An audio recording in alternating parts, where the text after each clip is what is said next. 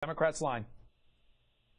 Good morning, Representative. Good morning. One thing that I really want to know, I have a comment about, is how easy America is always letting "let's go fight a war," how easy it comes off our mouth, because only 1% of the Americans is fighting the war. We need to bring back the draft so all Americans can fight in the war. I guarantee you, if you bring back the draft, you'll see the rats go for the hills.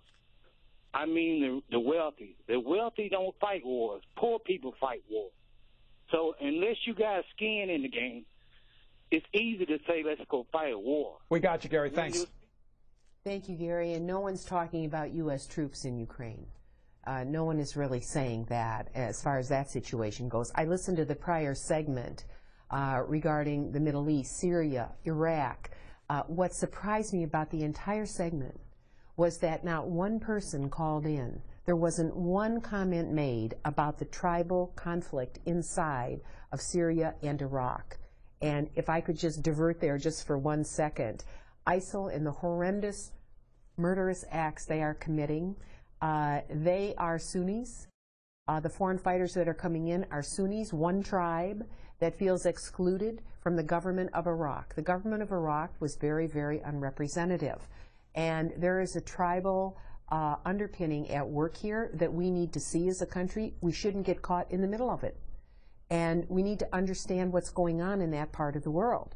And I agree with the gentleman. If we're not careful, we can be drawn in to a situation where we become the enemy. One of the reasons that some of those Sunni terrorists hate us so much is because they view us as supporting the government of Iraq that was heavily leaning toward the Shia faction and Iran. And so we became viewed as not a neutral broker anymore. We have to extract ourselves from that very dangerous precipice. And the Americans that have been killed have been caught in the middle of this struggle between the Sunni and the Shia, and the unrepresentative nature of the Iraq government itself. There isn't a democracy over there. There isn't an open society over there, and we run the risk of being sucked into something that is so dangerous.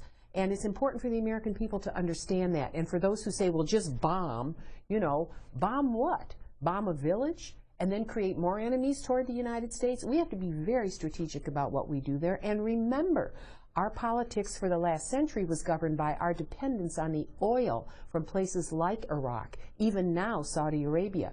And so we have to become energy independent here at home in order to extract ourselves from situations that have been very, very deleterious to the United States. To use your example,